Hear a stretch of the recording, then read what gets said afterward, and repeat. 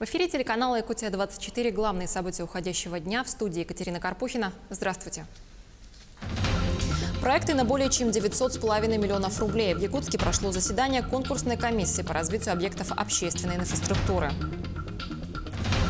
Роль женщин в развитии промышленных регионов. Представительницы из 16 стран и 39 субъектов России собрались в Новокузнецке на международном форуме. Памятная дата. 100 лет назад был создан кабинет судебной экспертизы. О том, как работают криминалисты сегодня в Якутии, узнавал наш корреспондент. 18 улиц и 4 переулка без фонарей. Суд обязал администрацию Чульмана установить в поселке уличное освещение. 10 тонн металла и 800 светодиодных ламп. В Якутске появился новый арт-объект «Латунный острог». Когда официальное открытие? Куклы как произведение искусства. Мастерица из Покровска Каролина Парфенова представит на выставке во Франции мифологического быка холода.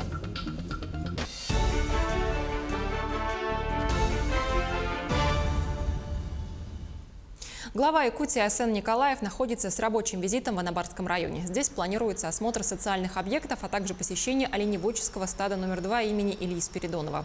Помимо этого, глава Якутии встретится с работниками промышленного участка компании «Алмаз-Анабар». В селе Юрюнгхая состоится открытие Центра культуры и искусства. Более 500 заявок от 400 муниципальных образований республики поступили по программе поддержки местных инициатив. Население активно приняло участие и предложило проекты, которые должны способствовать развитию районов на более чем 900,5 миллионов рублей. Сегодня эти цифры озвучили на заседании конкурсной комиссии по развитию объектов общественной инфраструктуры в Якутии.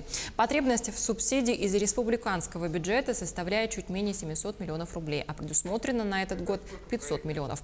Таким образом, количество победителей конкурсного отбора составит 73%. Наиболее активное участие приняли муниципальные образования некоторых северных районов, а также Амгинский, Горный, Кобяйский, Мегино-Кангаласский, Намский, Нюрбинский и другие улусы. Всего от муниципальных районов было подано 63 заявки. Мы четко очень определяем Республику Якутию в числе лидеров проектов инициативного бюджетирования, которые выполняются на территории Российской Федерации. А выполняются они, по крайней мере, в 53 регионах России в рамках соглашения между Всемирным банком и Министерством финансов России. Выполняются в разных масштабах, в разных условиях. Но вот условия те, которые реализуются на территории республики с точки зрения территории огромной, с точки зрения сложного климатических условий, разобщенности непосредственных населенных пунктах, логистических проблем с доставкой тех или иных материалов при выполнении работ, определение подрядчиков, они, пожалуй, наиболее сложны. И поэтому особенно приятно, что, несмотря на вот эти сложности, проект в республике реализуется успешно. В Новокузнецке стартовал первый международный женский форум «Роль женщин в развитии промышленных регионов». В нем принимают участие представительницы из 16 стран и 39 субъектов России. Особенностью и отличием форума является онлайн-трансляция. Организовано более 1000 площадок в Кемеровской области. Ожидаемая аудитория трансляции 80 тысяч человек. Гости форума обсудят развитие промышленности, благоустройство территорий, в том числе моногородов, вопросы экологии, здравоохранения, спорта, искусства, роль бизнеса в благотворительности и многое другое. Открывая форум, заместитель председателя правительства страны Ольга Голодец подчеркнула, что участники форума также обсудят вопросы гендерного равенства во всех сферах. Она выразила надежду, что на площадках мероприятия будут сформулированы конкретные решения, и пожелала успехов участникам форума. Я приведу одну цифру. У нас сегодня действительно по занятости процент женщин он очень высок, но если мы говорим о заработной плате, то заработная плата женщин в Российской Федерации устойчивая, и эта цифра не меняется уже много лет, составляет около 70% средней заработной платы мужчин. В рамках стратегической сессии выступила заместитель министра промышленности и торговли страны Гульназ Кадырова. Спикер отметила, что, вовлекая женщин в промышленность, необходимо предоставлять им достойные условия. Исследования показывают, что женщинам наиболее важны возможность соблюдения баланса между профессиональной занятостью и семьей, благоприятные условия труда, недалекое расстояние от места жительства до места работы. По словам Гульназ Кадыровой, общение с представителями промышленных предприятий показывает, что руководители готовы решать данные потребности женщин. Также прошла экспертная сессия развития культурно-образовательных и музейных комплексов как новая точка роста в регионах. Готовить почву для того, чтобы действительно, для того, чтобы эти театры заполнились профессионалами. И мы нашим фондом в период его создания очень четко поняли, что надо смотреть на любительские коллективы, потому что это огромное пространство молодежи прежде всего, да. И тогда мы сделали экскурс по России, проехали в буквальном смысле всю страну. Вот в Якутии за несколько дней посмотрели около 4500 детей. Удивительные открытия, что такое танцевальный регион, там на Рильск 900 детей, огромное количество коллективов. Сложилась картина того, что происходит в танцевальном творчестве. В Якутске запустили инновационную программу в области ревматологии. Приложение «Аспайн» создано для контроля терапии пациентов с болезнью Бехтерева. Это серьезное заболевание позвоночника и суставов, которое тяжело диагностировать. В Якутии заболеваемость по ревматическим болезням в 1,5–2 раза выше общероссийских и окружных показателей. На учете состоит более 1000 человек. Именно поэтому запуск приложения осуществили в Якутске. Сейчас с его помощью многие пациенты, вне зависимости от их местонахождения, смогут самостоятельно контролировать свое состояние здоровья и при первой необходимости связаться с лечащим врачом дистанционно. Пациентское предложение – это набор установленных по мировым стандартам тестов. Тесты – это элементарные вопросы и элементарные ответы на них, которые пациент может заполнять, отвечать на них вне кабинета ревматолога, то есть ему не нужен какой-то специалист для этого, он их заполняет дома. Периодичность заполнения там регулируется от 1 до 3 месяцев в зависимости от активности заболевания. И эти тесты помогают врачу, который видит у себя на мониторе состояние, либо ухудшение пациента, либо ремиссию. Сегодня, 1 марта, отмечается День эксперта-криминалиста Министерства внутренних дел России. В этот день 100 лет назад был создан Кабинет судебной экспертизы. О том, как работают криминалисты в республике, узнавал Александр Зубехин. О том, чтобы носить погоны, Дина мечтала с детства. 5 лет обучения на факультете судебной экспертизы Саратовского юридического института, а после направления на службу в город Якутск. Сегодня она эксперт-криминалист со стажем около 15 лет. Каждый день до 17 вызовов на место происшествия. На каждый из них она обязательно берет с собой чемодан. Здесь у нас есть все необходимое для изъятия следов всех видов. Присутствуют упаковочные материалы, материалы для производства фото- и видеосъемки с указателями, масштабные линейки, чтобы впоследствии восстановить размеры объектов, которые мы фотографируем, а также различные порошки дактилоскопические, которые позволяют нам изымать следы рук.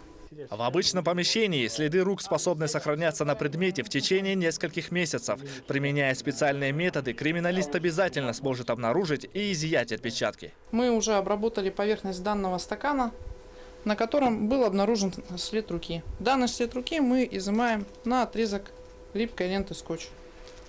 Подобные отпечатки в упаковке направляются в криминалистические учеты, где по базе данных будет производиться розыск лица, который и оставил след. А вот предметы, на которых могут сохраняться следы иного рода, направляются в ДНК-лабораторию. В Якутске она появилась в 2007 году. Задача экспертов в этом случае – произвести идентификацию личности по биологическим следам. В условиях лаборатории мы исследуем вещественные доказательства с помощью различных источников света с различной длиной волны. Вот этот мы используем для поисков следов крови, синий цвет. Вот этот мы используем для поисков волокон и волос. Вот в данном случае вы можете увидеть следы крови на полотенце. Они выглядят более темными на общем фоне, так как поглощают лучи света. При обнаружении следов мы делаем вырезки и проводим уже дальнейшие исследования. В этой комнате из вырезок со следами выделяют ДНК. Для этого используют различные реактивы. И вот такой современный робот. Он и выделяет ДНК, и очищает его от примесей.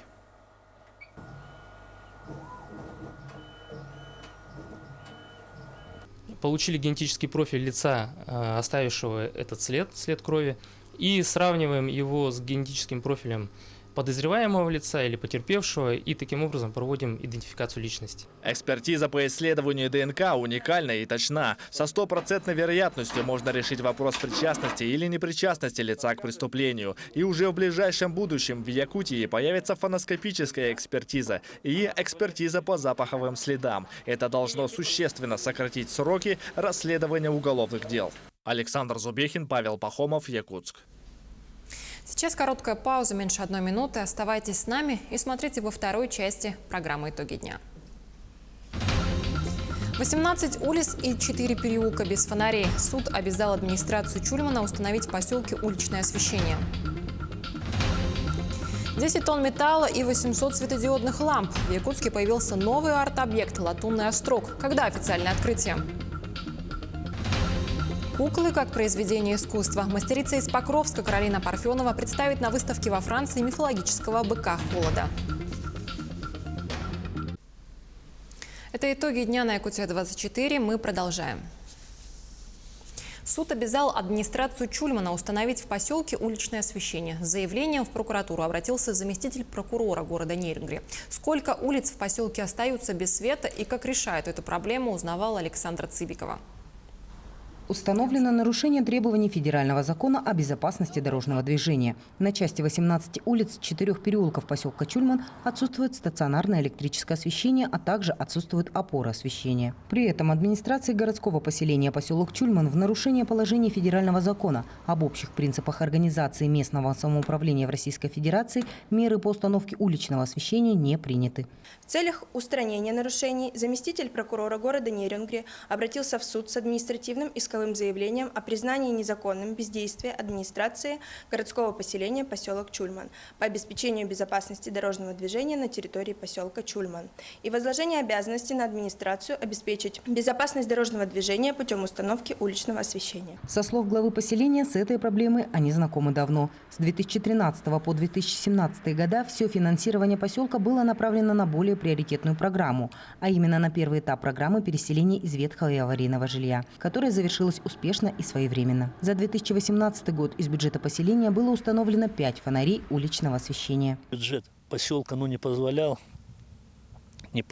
еще где-то дополнительно с каких-то программ снимать деньги и бросать на уличное освещение. Сегодня полномочия поселения, любого поселения, это содержание дорог, это уличное освещение. У нас в поселке дополнительно это пассажирские перевозки, это содержание кладбищ, дорог.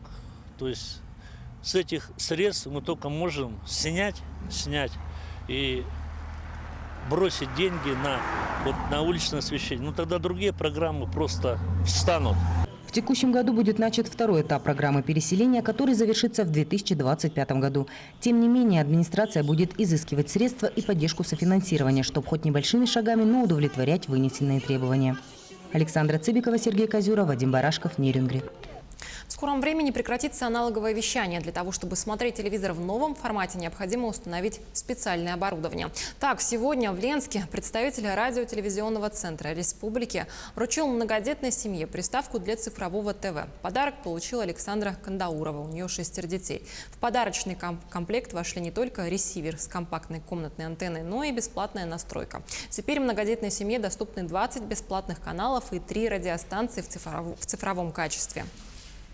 Проблемы были с мультиками, потому что не показывали мультики, а дети очень хотят мультики. У нас «Карусель» — любимый канал.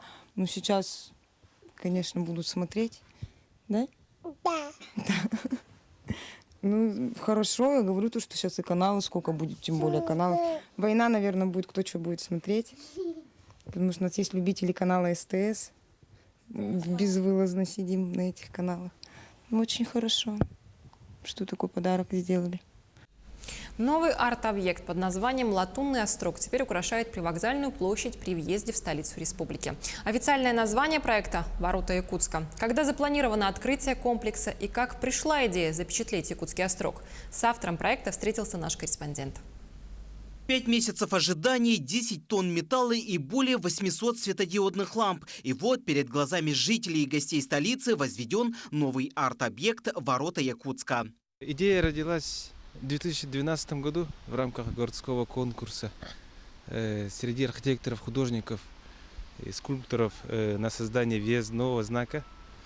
И идея была нахождена случайным образом во время эскизирования. Для строительства данного объекта, по словам автора, он специально заказал латунь высокого прочного качества, которая не поддается коррозии и воздействию погодных явлений. Это не обычный латунь, а марка называется «Ламш». Так что это самый крепкий латунь из латуней. Вся конструкция была привезена в Якутск из Екатеринбурга. Латунная труба, она около 6 тонн. Стальные крепежи около 3 тонн. И больше полутонны из нержавейки, это крепежные изделия, получается около 10 тонн. Данный проект в прошлом году стал победителем рейтингового голосования по отбору общественных пространств в рамках реализации федеральной программы формирования комфортной городской среды. В этом году архитекторы столицы также провели очередное голосование, по итогам которого еще 3 объекта столицы будут благоустроены в ближайшие годы. Первое место занял объект «Парк будущих поколений». Второе место занял набережная Романа Дмитриева. И третье место заняло благоустройство озера Талая, вторая очередь. Всего в голосовании приняли участие более 9 тысяч горожан. По первым 2 объектам в этом году будут сделаны проектно-сметные документации, а по третьему работы продолжатся. И, возможно, уже в конце этого года объект будет сдан. Вторую очередь надо заканчивать. Это основной объем работ. Будет благоустройство вдоль озера. Это велодорожка, пешеходная дорожка, места для отдыха, набережная. Это все должно быть закончено в 1 год. Латунный острог – это дань истории Якутска. Современный арт-объект каждый раз будет напоминать гостям и жителям столицы о том, как возникла столица самого холодного региона страны. Самая главная идея была в том, чтобы показать историю города в качестве символа въезда в город. И вот эту надвратную башню Якутского острога я пытался показать иным образом. На сегодня сам арт-объект полностью уже возведен, остались работы только по озеленению участка. Эти работы начнутся здесь буквально через пару месяцев. Ну а открытие самого комплекса примерно запланировано на май месяц. Дмитрий Тымыров, Георгий Григорьев, Якутск. Ко Дню народного мастера в Якутском музее истории и культуры народов Севера открылась выставка рукодельниц Высшей школы мастерства «Уран-ИС» «Северные узоры». Руководителем является известная в республике народная мастерица Якутии Светлана Петрова. На выставке представлены работы мастериц, занимающихся прикладным творчеством народов Севера. В экспозиции выставлены полные комплекты эвенской, эвенкийской, долганской, зимней и летней традиционной одежды. Выставка будет работать с 1 по 25 марта. Наши северные мастерицы, они очень интересно шьют именно узоры из бисера, из конского, не конского, а из оленьего подбородного волоса, так, из меха.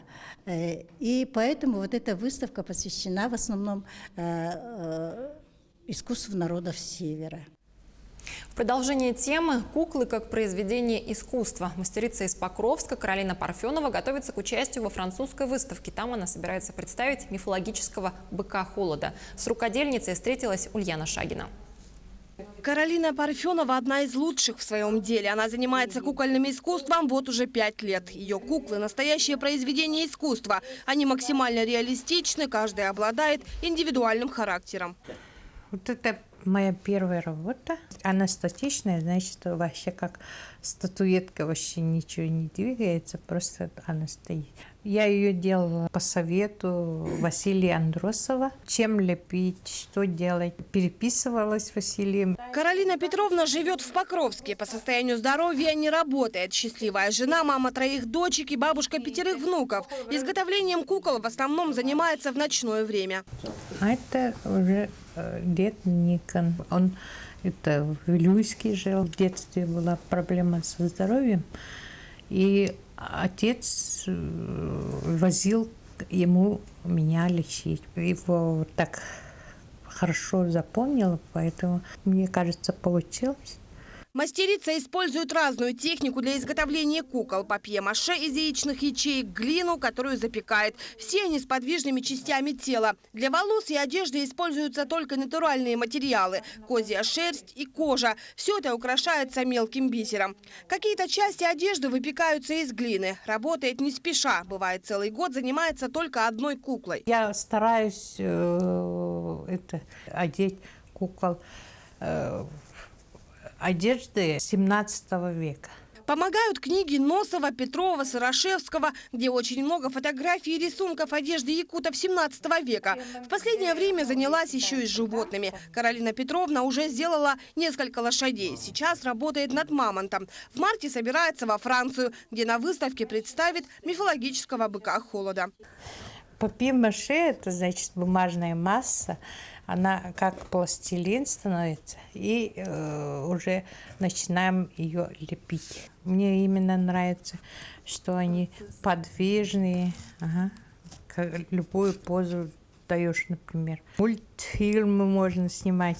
В последнее время кукольное мастерство в Якутии набирает свои обороты. Сегодня кукольников насчитывается около 30. И это не считая начинающих. Каролина Петровна выпустила целую армию учеников. Все они тесно общаются в социальных сетях, делятся идеями, советуются друг с другом. Свои работы мастерица не продает. Говорит, очень жалко. Слишком много времени, сил и вдохновения уходит у нее на каждую куклу. Ульяна Шагина, Федор Тарасов, Хангаласский улус. Телеканал «Якутия-24» продолжает следить за развитием событий. Оставайтесь с нами.